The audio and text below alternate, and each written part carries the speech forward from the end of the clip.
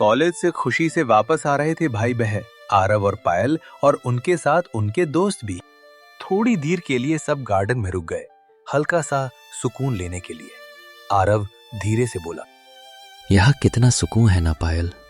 अभी घर वापस जाके वही छोटा सा घर, वो गरीबी की हालत, उस सब से बेहतर लग रहा है यहाँ खुली हवा और धूप। हाँ भाई, सही कहा। यह सब कुछ कितना शांत और अच्छा लग रहा है। इतने में दूर से बच्चों की खुशी भरी हंसी की आवाज आई। आरव, पायल और उनके दोस्त पलट के देखे तो एक अजीब सा मंजर उनकी आंखों के सामने था।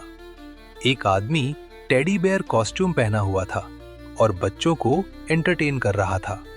बहुत धूप थी और आरव के एक दोस्त ने हंसी में कहा, बेचारा इतनी धूप में और इतने मोटे कॉस्ट्यूम में कैसे खड़ा है देखो। सब लोग हंस रहे थे, वीडियो निकल रहे थे, पर अचानक टेडी बेयर वाले आदमी का बैलेंस बिगड़ गया और वो गिर गया। बच्चों की हंसी और भी तेज हो गई। फिर किसी ने उस आदमी के लिए जूस ले आया और जब उसने कॉस्ट्यूम का सर हटाकर जूस पिया तो आरव और पायल के होश उड़ गए। पसीने से भिगा हुआ, बहुत टायर्ड, फिर भी उसने बच्चों के चेहरे पर मुस्कान लाने की कोशिश की। और वो टेडी बेयर कोई और नहीं बल्कि आरव और पायल के पिता रघु थे। पायल के दिल में सब कुछ एकदम समझ आ गया।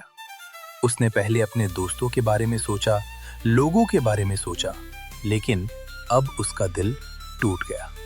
वो तुरंत भागकर अपने पापा के पास गई और उन्हें गले लगा लिया और बहुत जोर से रोती हुई बोली, पापा, मुझे माफ कर दो।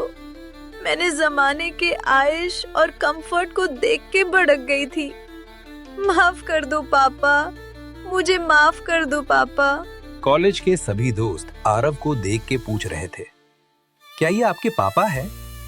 आरव चुप रहा, आंखें भर आई थी। फिर सभी दोस्त रघु के पास गए और तालियां बजाकर कहा, अंकल, आप सिर्फ पिता नहीं, एक सुपर हीरो है जो अपने बच्चों के लिए सब कुछ कर रहे हैं। रघु का चेहरा खुशी से भर गया, लेकिन वो फिर भी शांत थे। उन्होंने आरव और पायल से कहा, बेटा मुझे माफ करो, मैंने जानबूझ के सबके सामने नहीं आया। तुम्हें बेइज्जती महसूस हुई होगी। मैं यहां से चला जाऊंगा और किसी को मत बताओ कि मैं तुम्हारा पिता हूं। इतने में वहां के पार्टी ऑर्गेनाइजर में से एक आदमी आया जिसने पार्टी ऑर्गेनाइज की थी। उसने कहा, अच्छा, आपने अपने बच्चों के लिए 4 लाख का कर्जा लिया और भी ये टेडी बेयर कॉस्ट्यूम पहनकर बच्चों के लिए काम कर रहे हो? हाँ, और ये पैसा कॉलेज के लिए ही लिया थे। और बोले, मैं चाहता हूं कि मेरे बच्चों के लिए वो सब मिले जो दूसरे माँ बाप अपने बच्चों के लिए देते हैं, इसलिए मैं कुछ भी करने को तैयार हूं। आरव घुटनों के बाल बैठ गया, हाथ जोड़ के अपने पापा से माफी मांगी। पापा, आप हमारे लिए इतनी मेहनत कर रहे हैं और हमने कभी समझा नहीं। माफ कर दो पापा, मेरे हर लफ्ज और हर दी हुई तकलीफ माफी के काबिल नहीं है, पर हो सके तो मुझे माफ कर दो।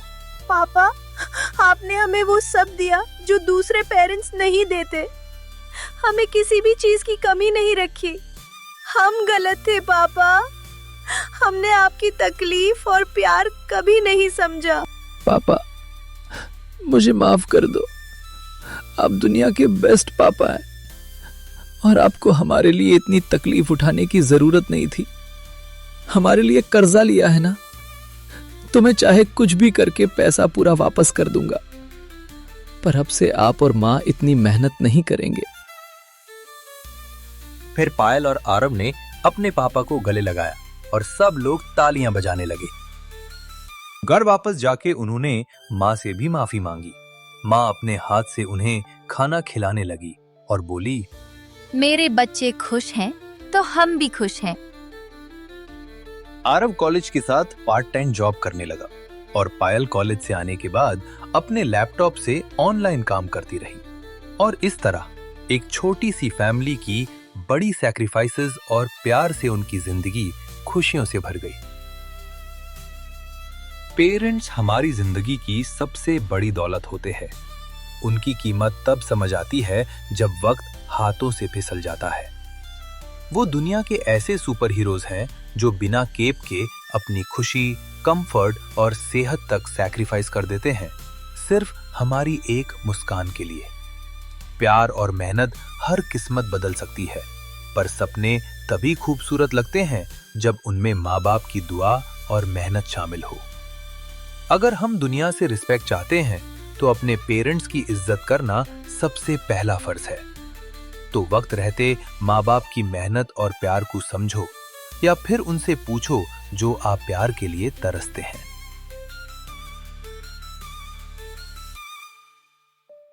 अगर आपको ये कहानी पसंद आई है तो लाइक करें, पर आपके पेरेंट्स ने आपके लिए सैक्रिफाइस किया या नहीं, कमेंट में बताएं।